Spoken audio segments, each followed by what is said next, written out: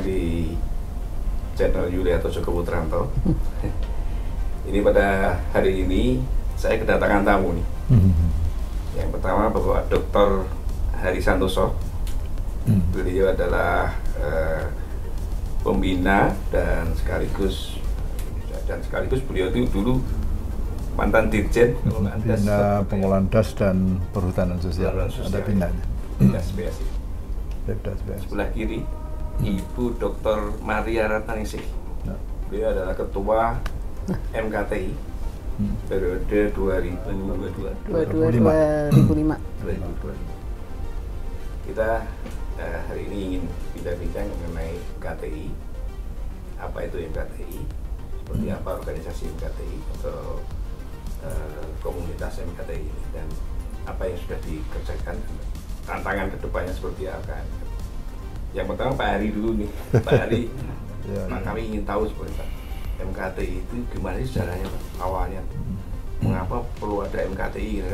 Pendahulu-pendahulu kita kan pasti punya pertimbangan, Pak. Gimana, Pak? Ya, baik. Selamat pagi, assalamualaikum warahmatullahi wabarakatuh. Pak Yuli, Pak Ibu Maria Ratnaningsih.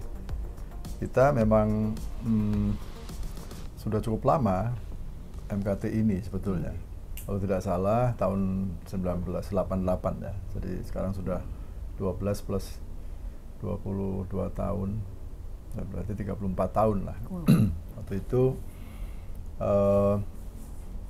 pendirian pertama itu dirancang dan dilaksanakan di Baranang Siang di IPB. IPB waktu itu. Jadi kami dulu, ya saya masih muda waktu itu, menyiapkan anggaran dasar, anggaran rumah tangga MKTI. Dan kebetulan waktu itu tokohnya di sana kan ada Pak Profesor Dr. Sitanala Arsad. Nah, akhirnya setelah itu beliau kalau nggak salah masih PR ya waktu itu. Kemudian setelah itu menjadi rektor IPB. Tapi memang beliau juga ahli konservasi tanah dan air. Beliau ngajar itu. Tokoh ya, Pak. Tokoh ya. Terkenal dia. Saya kebetulan juga ambil mata kuliahnya juga dan dibimbing juga pada waktu S3-nya oleh salah satunya Pak Sitanala Arsad.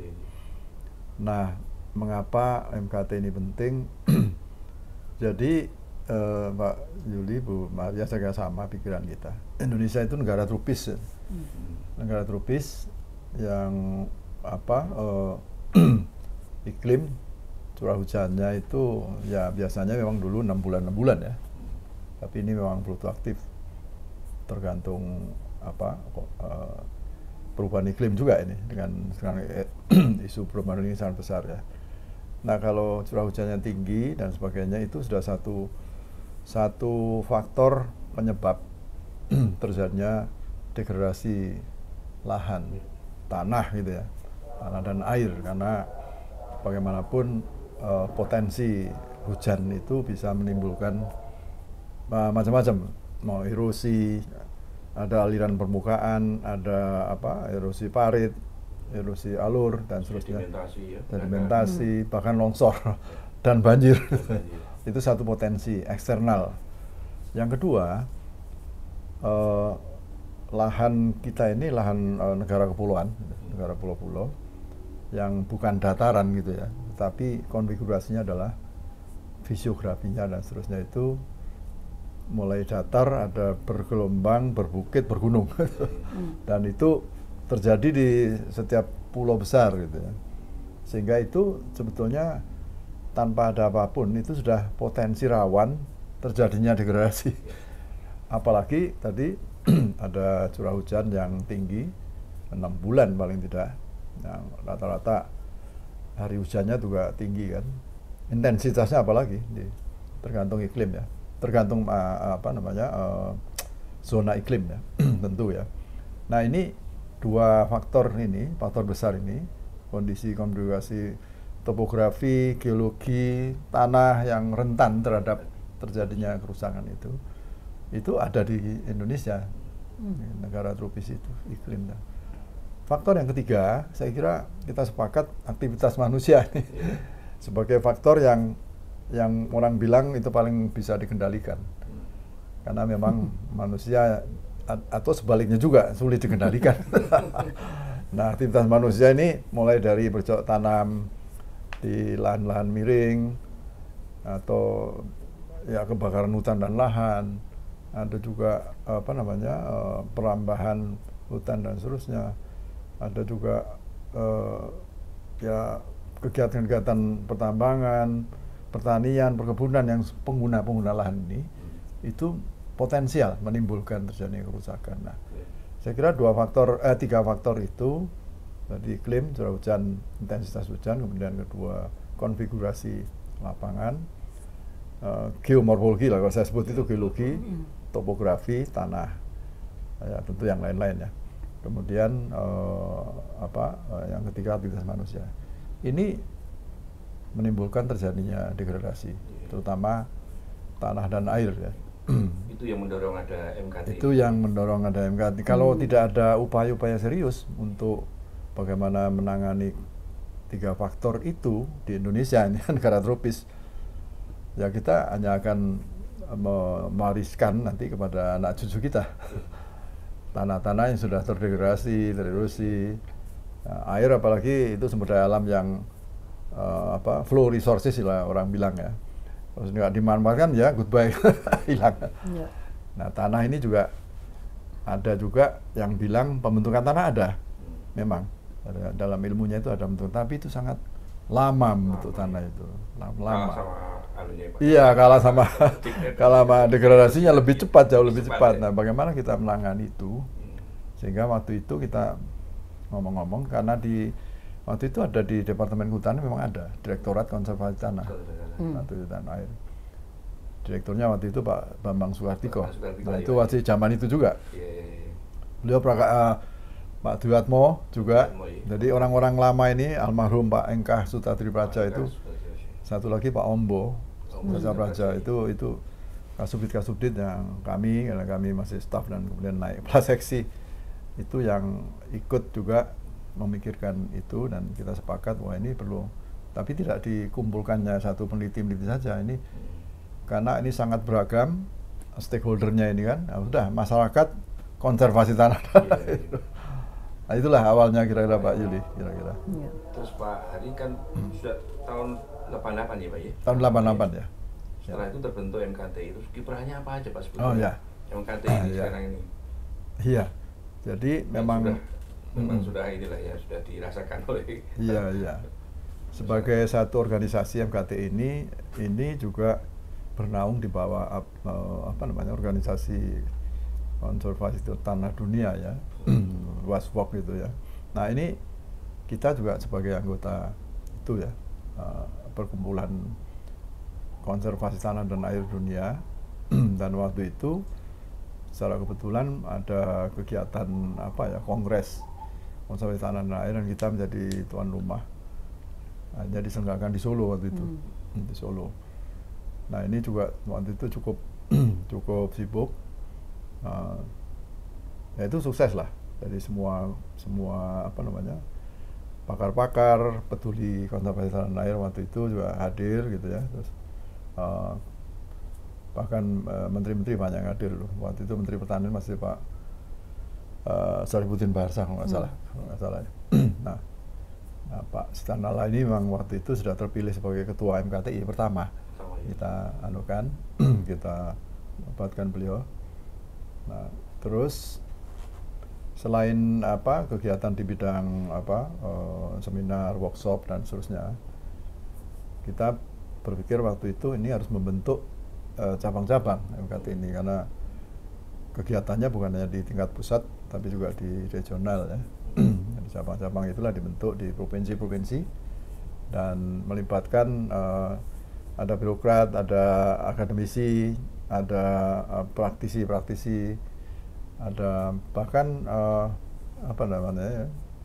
petani-petani andalan juga waktu itu juga banyak.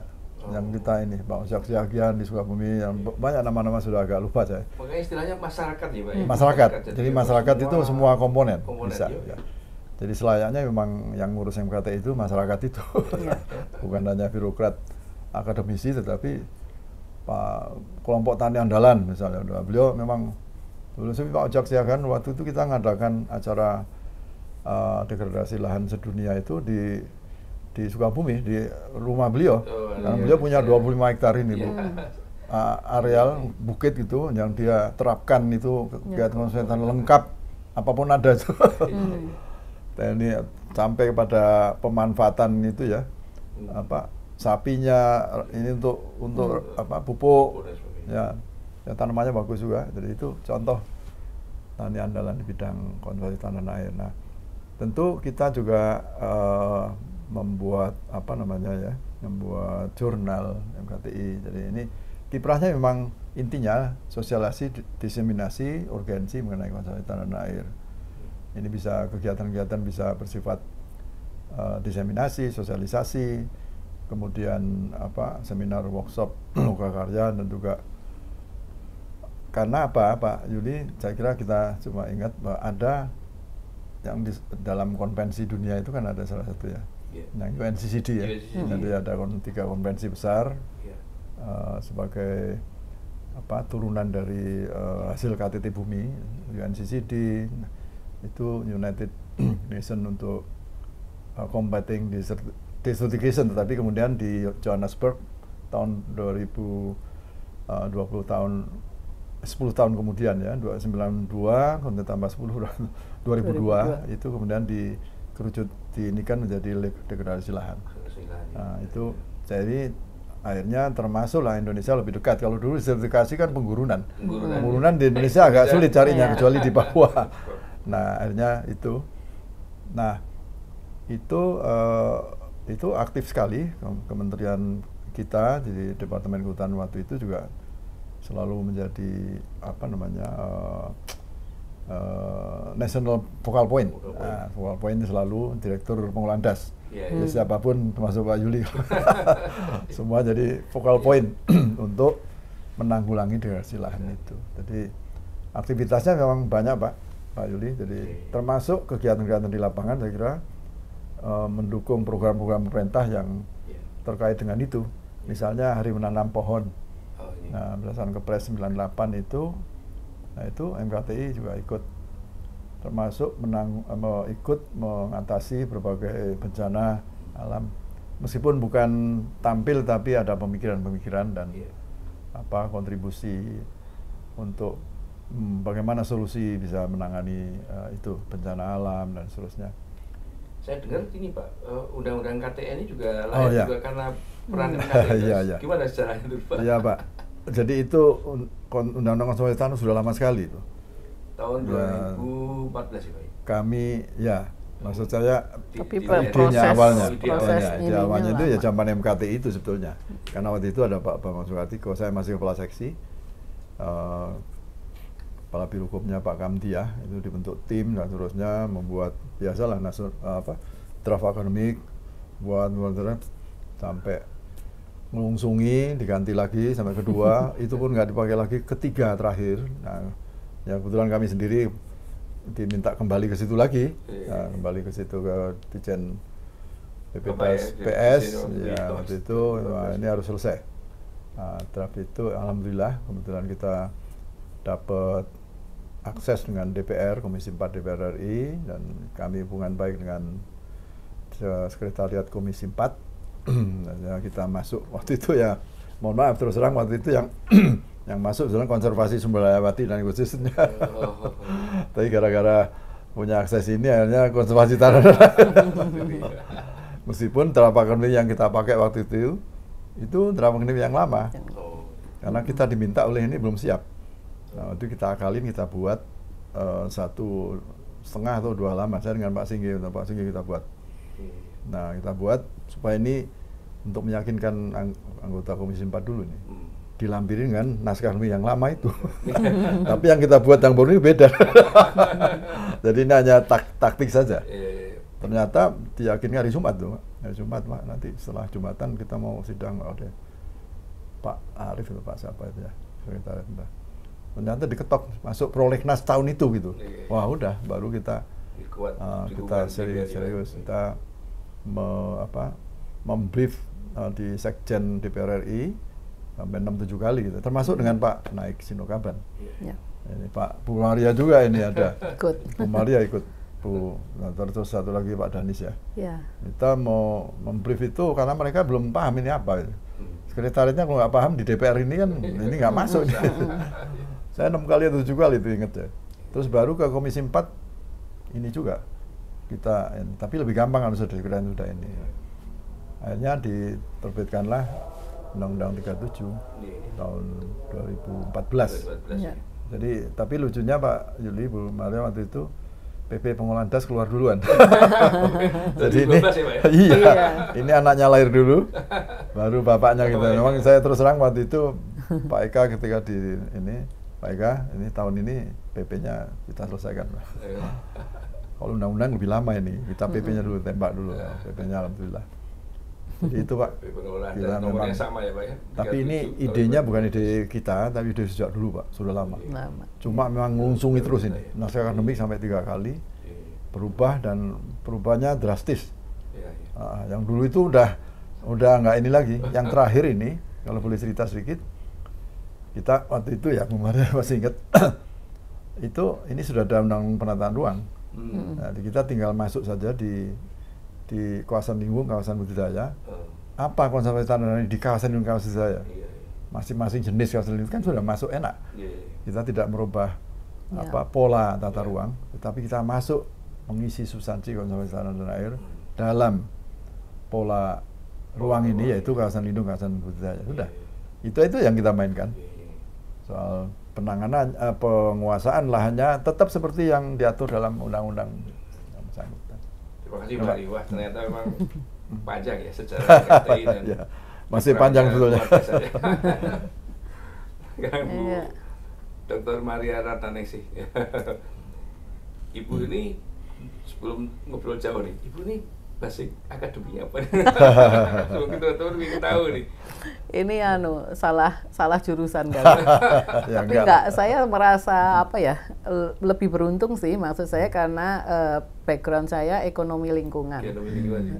Jadi teman-teman ngobrol mengenai substansi teknis dari keilmuan mereka, saya cuma dengar diamin. Oh, itu kalau dihitung rupiahnya seperti ini. Nah, karena bahasa rupiah itu akan lebih menarik bagi orang lain yang nggak tahu teknis, ya kan? Umpamanya tadi degradasi, ada ini.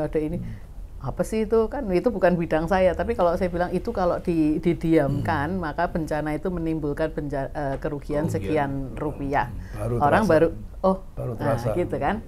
Nah, jadi merupiahkan itu. Sebenarnya pintu masuk saya waktu bergabung dengan teman-teman di sini juga dari situ sih, Pak. Tadi Pak Ari cerita mengenai Undang-Undang KTA, saya diajak yang periode ketiga dan puji Tuhan itu goal. Itu karena saya di bidangnya ada di bagaimana ekonomi lingkungannya gitu. Jadi masuk memperkuat di Undang-Undang KTA itu. Jadi menarik sih kenapa dari sejak goal 2014 sampai sekarang saya masih bergabung dengan teman-teman di MKTI. Ya dulu juga diundang oleh Pak Tino, Pak yang teman-teman senior gitu ya, untuk bisa bergabung, masuk memberikan insight yang berbeda. Kalau teman-teman di sini kan udah katam ya mengenai konservasi, rehabilitasi dan sebagainya. Tapi bagaimana itu menerjemahkan dari sisi sudut pandang ilmu yang lain, itu menjadi suatu yang kaya gitu. Nah, sampai sekarang masih nyantol di sini. Jadi backgroundnya seperti itu, ekonomi lingkungan. Jadi bagaimana memvalidasi kegiatan-kegiatan ini sebenarnya kalau dilakukan bahayanya seperti ini. Mengapa? Ya karena akan timbul kerugian sekian. Jadi cost of development-nya akan tinggi dibandingkan hasil yang diharapkan. Contoh kayak gitu. Nah, makanya di MKTI jadi menarik karena menurut saya itu basic dari semua pengelolaan lingkungan itu ya ada di KTA. Kalau konservasi tanah dan airnya dilupakan, ya ujungnya nggak akan optimum gitu loh. Karena itu kan statis toh. Kita nggak bisa tadi Pak Ari, ya tanah itu bisa diciptakan tapi kan takes time gitu ya. Kemudian disertifikasi tadi Indonesia dulu mungkin dianggap nggak bisa, tapi mungkin sekarang jadi bisa karena ada perubahan iklim dan sebagainya. Kemudian kelangkaan air itu kan menjadi menurut saya bencana yang paling luar biasa sih, kelangkaan air, karena ya manusia hidup dari situ ya. Nah dari situlah menurut saya KTA sesuatu yang apa ya, jadi kalau kita melakukan root causes analisis gitu, ya ini basicnya tuh ada di tanah dan air, karena disitulah sumber penghidupan dan kehidupan kita toh. Nah kalau iya, bangun gedung mah bisa, tapi bangun air sulit. Nah, termasuk kita juga masih perlu nanti yang memang kedepannya MKTI juga harus bersinergi dengan sektor yang lain, karena ngomongin air nggak bisa nih hanya satu sektor, tapi siapa saja. Konservasi tanah nggak bisa satu sektor yang kekeh gitu ya, tapi harus semua yang berkontribusi. Makanya judulnya masyarakat konservasi tanah dan air jadi menarik gitu loh. Masyarakat itu semua gitu. Enggak peduli itu pejabat birokrasi, tapi dia part of the masyarakat gitu kan.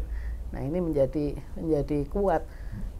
Punya tekad sih, yuk kita kuatkan dan kita dengungkan terus bahwa ini loh warningnya ada di situ gitu. Ibu Ketua nih ya. Saya ngasih selamat sih. Ini 2 periode Bu. Dari Ibu Ratna ini kan memberi warna atau memberi apa ya, melengkapi nih Pak Eri ya, melengkapi aspek-aspek konservasi tanah dan air yang sangat teknis dengan nilai-nilai ekonomi, bukan nilai-nilai sosial dan sebagainya. Bu Ratna, kalau organisasi MKT ini sebetulnya seperti apa sih di kerangka organisasinya gitu? Iya. Kita punya organisasi, ada pengurus pusat gitu ya. Jadi yang kita yang ada di Jakarta ini, Jakarta dan sekitarnya, Bogor dan sebagainya, diharapkan memang menjadi barometer gitu ya, karena lebih dekat pada penentuan kebijakan. Nah, di samping punya pengurus pusat, kita juga punya pengurus cabang. Which is itu sangat-sangat penting, karena sebenarnya kejadian-kejadian konservasi tanah dan air itu lebih dominan di cabang, di daerah kan. Karena mereka iya di lapangan mereka. Kalau di kita lebih di atas dan lebih lihat ke policy-nya gitu ya. Nah, tapi teman-teman yang di daerah itu lebih pada implementasinya, di tapaknya dan sebagainya. Betul. Kasusnya kan beda-beda tuh. Antara satu daerah dengan yang lain juga berbeda. Memang sih akan sangat terkait dengan bagaimana kita menjaga sebuah ekosistem ya. Paling gampang ya ekosistem das itu KTA-nya kayak apa gitu. Nah, di cabang itu kita punya teman-teman yang dari baik dari birokrasi, dari dinas, lalu dari akademisi dan pemerhati, itu praktisi juga ada di situ. Saat ini kita punya 17 cabang yang sudah disahkan, mudah-mudahan akan bertambah. Ya memang PR-nya adalah bagaimana membuat cabang ini juga bergerak dengan aktif, yang belum aktif menjadi tumbuh atau juga menjadi cabang yang lain. Lalu kalau saya melihat sih bagaimana sinergitas antara pusat dengan daerah adalah bagaimana kita bisa merangkum semua kondisi yang ada di daerah yang bisa dikontribusikan oleh cabang ini menjadi data dan menjadi menjadi peta kita yang bisa kita sampaikan ke pemerintah pusat manakala menyusun kebijakan. Kalau mau ada kegiatan apa, ini loh ada sumbangan dari teman-teman di cabang bahwa kondisi KTA-nya di cabang tertentu tuh kayak gini. Maka pembangunan yang pas adalah seperti ini. Nah, itu menurut saya menjadi penting ya. Jadi kita bukan PR memperbaiki terus, tetapi juga memitigasi gitu. Jadi kan kondisi yang persis realnya kan teman-teman di daerah tahu nih. Ya kalau di daerah Jawa Timur dengan kemiringan sekian itu teman-teman yang di Brantas yang tahu gitu. Jadi kalau mau ada pembangunan ya jangan di situ umpamanya kayak gitu ya. Karena kondisi labil dan sebagainya, impact-nya lebih pada kebencanaan. Nah itu early warning dan mitigasinya itu sudah bisa diberikan oleh teman-teman KTA gitu. Bu Ratna, siapa aja sih yang bisa masuk jadi anggota MKTI itu? Tadi Pak Ari menceritakan sejarahnya kan ada peneliti, ada birokrat, ada masyarakat juga ya. Sekarang masih seperti aturannya seperti ada ART-nya Kalau dari judulnya, dari nama kelompok adalah masyarakat. Masyarakat adalah siapapun yang berkehendak baik, mempunyai misi dan visi yang sama untuk melakukan konservasi tanah dan air. Nah, siapa itu ya tentu yang paling dekat adalah yang memang bergerak langsung di bidang konservasi tanah dan air. Umpamanya kalau di sini tadi Pak Hari juga mengatakan birokrat-birokrat yang ada di jajaran dirjen dan sebagainya memang tupoksinya kayak gitu ya. Nah, kalau di sekarang ya kita perluas lagi, akademisi itu masuk, kemudian masyarakat pemerhati lingkungan masuk, kelompok tani boleh masuk, siapapun boleh masuk. Pelaku usaha? Boleh, sangat boleh, karena itu benefit bagi mereka. Ya, jadi pelaku usaha kalau sudah tahu, kan mereka prinsipnya profit ya, profit making. Nah, kalau sudah tahu ada bahaya dan itu cost bagi mereka menurunkan margin keuntungan, ya pasti mereka nggak akan lakukan kan. Jadi dengan tahu, dengan bergabung dengan KTA, dia sendiri akan mendapatkan jauh manfaat yang lebih baik daripada kerugian dari sisi private. Gitu. Pak Ari, kalau melihat tren sekarang ya dengan banyaknya bencana juga, sekarang itu katanya mengelola lingkungan itu bisa juga saya diberi kontribusi ya, diberi kontribusi, dibayar lah oleh pihak-pihak kan. Insentif. Kira-kira MKTI ke depan menghadapi tantangan itu seperti apa menurut Pak Ari? Ya. Saran untuk tidak semua juga. Ya, sebetulnya kebijakan pemerintah itu sudah jelas. Kalau kita tengok di RPJMN ya, rencana pembangunan jangka menengah 2020-2024 aja. Kita ini masuk di dalam, kalau tidak salah masuk di prioritas nasional 6. Nah, ini concern kepada rehabilitasi hutan lahan ya. Nah, itu nanti ada yang dilaksanakan oleh KLHK, saya kira itu RAL vegetatif, RL sipil teknik, ada perbenihan tanaman hutan, ada rehabilitasi mangrove dan terusnya ya, banyak sekali itu. Nah, ini dari sisi policy pemerintah sebenarnya sudah ada pintu masuknya. Program itu memang didanai oleh pemerintah. Nah, kalau tadi disampaikan bahwa seperti apa ya peran MKTI ini inline dengan kebijakan dan program pemerintah ini, sebetulnya MKTI bisa ikut berperan untuk tadi memperkaya, kemudian menstimulasi ya, kemudian membangkitkan keinginan atau kesadaran, pengetahuan, keterampilan masyarakat supaya ikut berperan serta di dalam rangka melaksanakan kebijakan program pemerintah. Bagaimanapun program pemerintah itu yang paling besar lah. Kalau itu kita sebut gerakan paling besar itu memang dari pemerintah gitu ya. Tapi bukan hanya itu. Dari masyarakat konservasi tanah air sebetulnya banyak komponen atau banyak stakeholder yang bisa dibangkitkan, terutama asosiasi-asosiasi. Dari asosiasi ada forum-forum. Ini forum ini banyak sekali. Forum rehabilitasi lahan dan LBT itu, pertambangan, reklamasi tambang, kemudian forum peduli sungai, forum peduli konservasi tanah dan air, itu banyak sekali itu. Nah, ini sebetulnya apa yang harus dilakukan MKTI sebetulnya bagaimana menggerakkan dan bagaimana menyatukan gerak langkah ya, dari apa yang memang menjadi program dan kebijakan pemerintah. Bukan hanya itu aja. Sebetulnya kan sekarang ini kita menghadapi ini Pak Yuli, Bu Maria ya. Kita sudah mencanangkan Indonesia Emas tahun 2045 gitu. Nah, padahal ada, kalau menurut banyak pakar mengatakan ada disruption gitu ya. Ada mega disruption yang besar. Pertama ini perubahan iklim ini. Ini jangan lupa, ini paling besar ini, dan ini sudah terbukti di mana-mana sekarang ini. Banyak terkali bencana alam, dan terakhir kemarin di Semarang dan sekitarnya ya. Nah, itu memang karena dampak perubahan iklim ya. Itu disrupsi pertama yang tentu menimbulkan dampak yang besar ya. Yang kedua, kita masuk dalam era digitalisasi ya, 4.0. Nah, ini mungkin nanti sebentar lagi udah 5.0 ya. Nah, kemudian ini yang itu juga menstimulasi atau menstimulir berbagai perubahan dan istilahnya apa kalau orang bilang game changer gitu. Perubahan perilaku manusia dan masyarakat. Perubahan ini bisa positif, bisa negatif. Nah sekarang kalau digitalisasi ya kita tahulah banyak contoh terjadi collapse dari apa yang konvensional yang lalu dan seterusnya ya.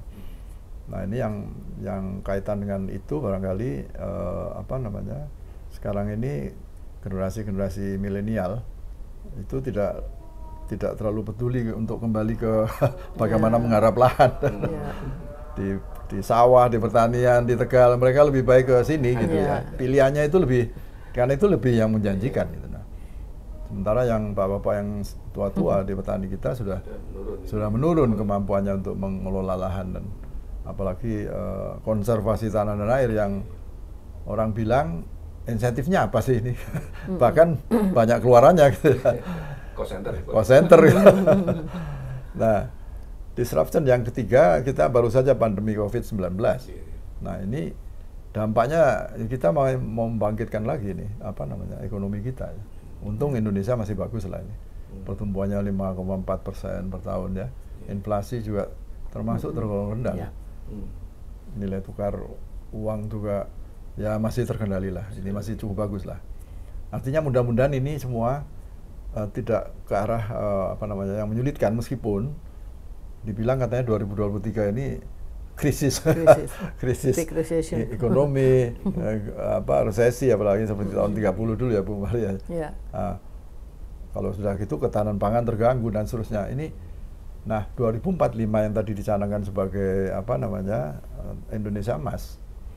Ini jangan sampai nanti bukan Indonesia Emas yang kita capai, tapi kita akan masuk ke sana justru sudah pendapatan income per tahun tetap pada level kita terjebak pada middle income trap gitu ya. Itu dari dulu middle income trap terus ini.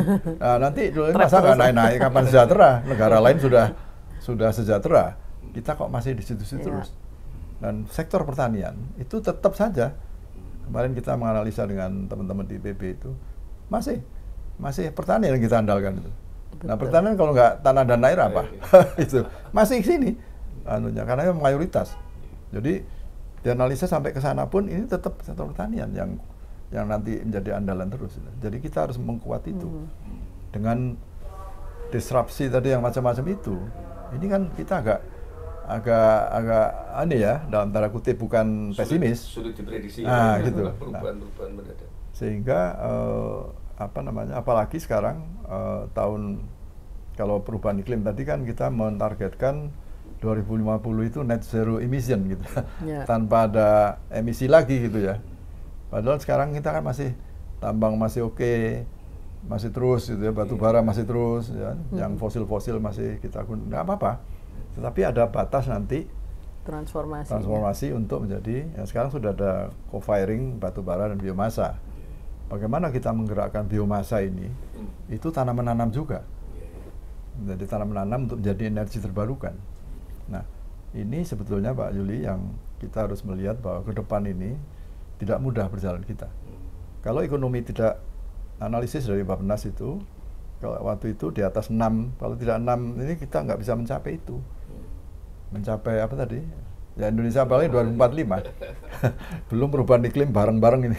Kalau kita nggak bisa ngatasi itu, bagaimana kita akan sampai kepada Indonesia Emas itu kenapa? Karena 100 tahun kan? 100 tahun dari 1945. Itu 100 tahun masa kita nggak mau maju lagi. Harapannya kan kita mau maju gitu ya. Tanpa harus lingkungannya rusak. Saya kira itu Pak. Kalau Bu Rana gimana memandang tantangan ke depan ini? Mungkin dalam perspektif ekonomi barangkali ya. Ekonomi KTA ya.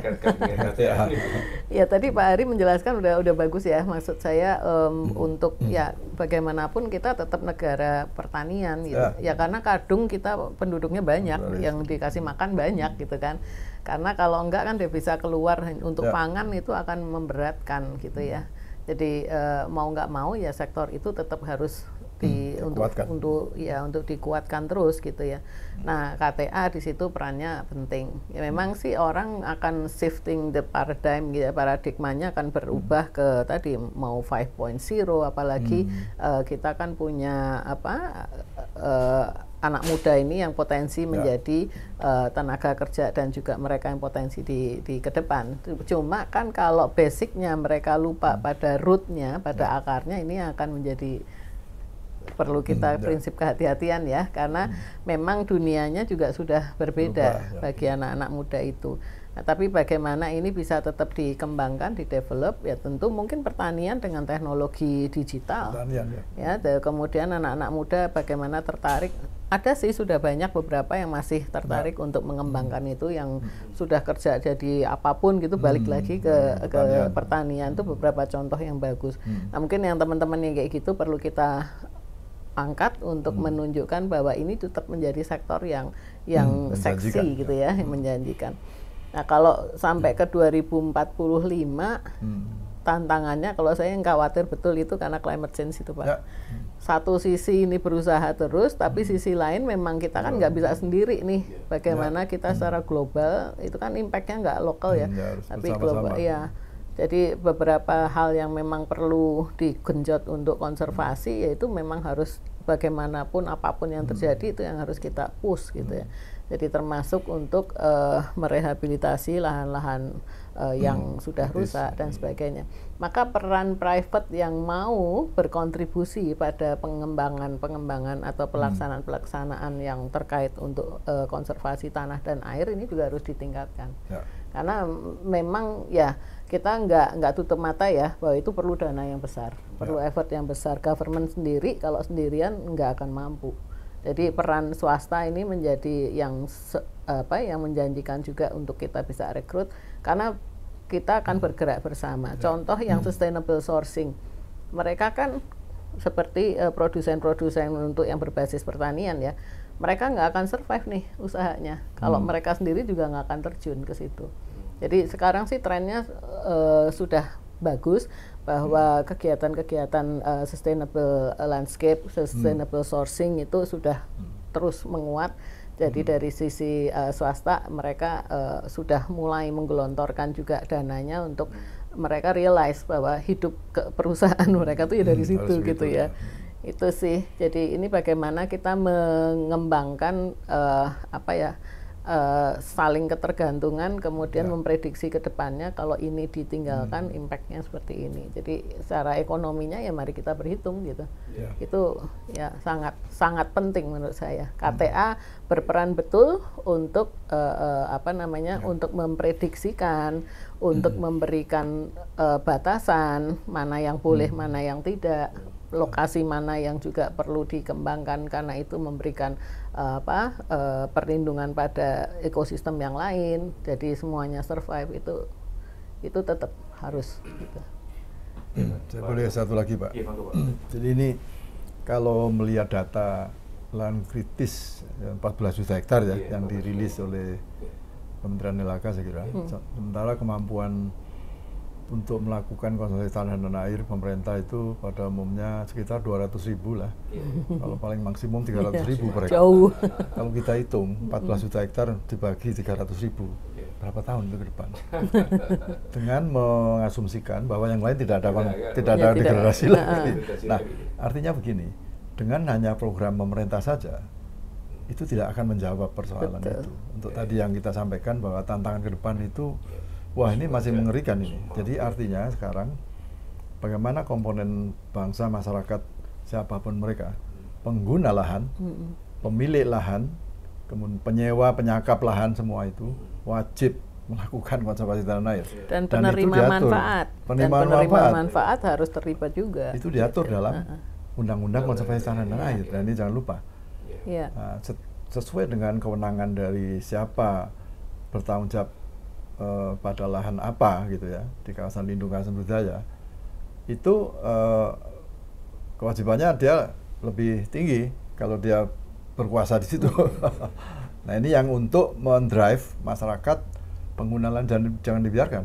Misalnya pengguna lahan di lahan perkebunan, hak guna usaha perkebunan itu pemegang hak guna usaha perkebunan bertanggung jawab kepada konservasi tanah di lahan perkebunannya selama konsesi itu ada gitu.